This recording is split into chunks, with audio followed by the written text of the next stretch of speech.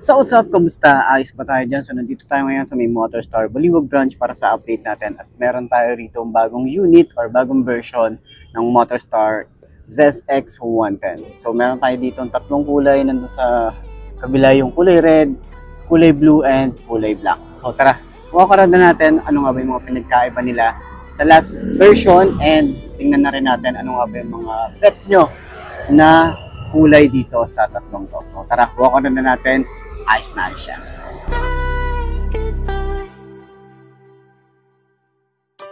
Where did you go? We used to be kids, now I feel so grown. I miss being free to be me, not alone. I used to have friends, but we don't talk anymore. I guess that's on me, I got busy. I used to drink soda, now I switched to whiskey. I didn't want time to pass, but time is fast. I just wish you were more than memories. I got kids now, but I'm a kid now. I haven't grown in my mind, just my skin now. I don't get taxes, I hate chores, I hate mail, bills, and miss the outdoors. I feel like the air used to smell different. The grass was greener and the summers were for swimming. I used to play baseball every inning. Now I work for a living.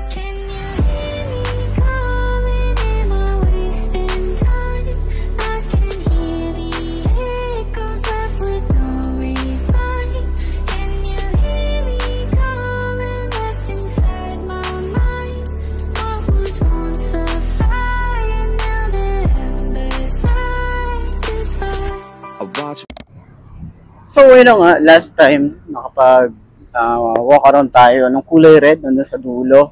So dito naman sa harap nyo yung kulay black, and then dito sa gitna yung ating kulay blue. Okay? So ano nga ba yung mga gusto natin dito, or mas angat sa inyo, alin nga ba? Pero kung tatanungin nyo ako, mas angat sa akin yung kulay red and blue. Okay, yun yung talaga parang nag-stand out para sa akin. Tapos tingnan natin yung mga decals na meron to, ano nga ba yung pinagkaiba nila. Okay, ano nga ba yung mga pinagkaiba ng kulay blue, kulay red, and then kulay black na to.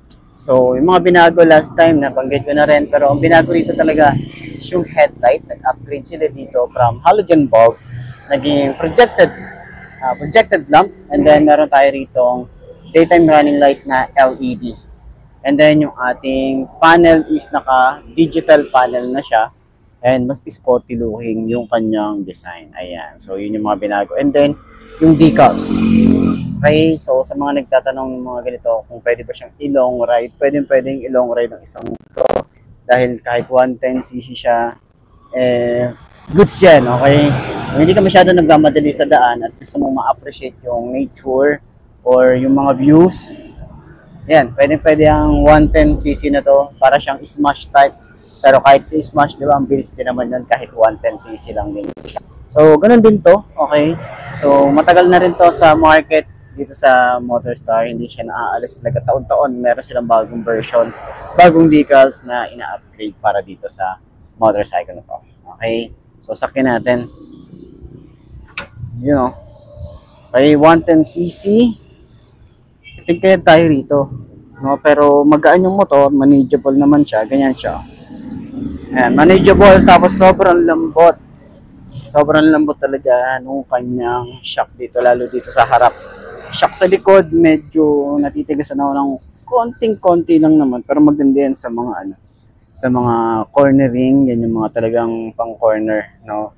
Na pagliliko tayo, di tayo masyado mahirapan. Yan. So, tingnan nga natin kapag OBR tayo, ang itsura natin dito. Check natin. Okay, OBR check.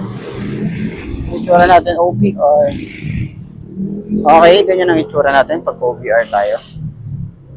Yan, mataas din, no? Mataas din yung view. Tapos, yung ating upuan, sobrang lambot ng mas malambot pala dito sa OBR. Mas komportable siya. Tapos, sakto siya sa ating puwet. Hindi siya masakit sa puwet. Tapos, paghahawa ka dito sa gilid, or mas maganda, humawa ka sa rider, o, di ba? So, okay siya. Ganun. Tapos, mas malambot yung upuan dito.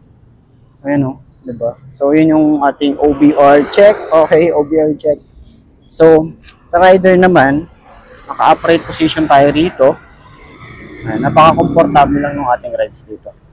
Ayan. Turning radius nga pala. Malawak din naman siya, oh. Diba? Yan, ang gaan ng motor talaga. So, ayan, anong mas bet nyo rito? Yung kulay blue, kulay red na nandun sa kabila, or itong kulay black? Ayan. So, comment nyo naman yan para at least malaman ko din kung ano nga ba yung mga side nyo, okay? Kung alin ba ang mas trip nyo sa tatlong to. Ayas. More podcasts and hear less music. My brain feels different and I don't wanna lose it. I try to stay healthy but I'm tired all the time, cause there's too much on my mind. Got into meditation, just try to be more patient. Find a passion, a purpose, a reason to keep chasing all the dreams that I had when I was a little kid. Whatever happened to those dreams, man, there's something that I miss. Maybe I should do this, I always loved music. Maybe I could find a way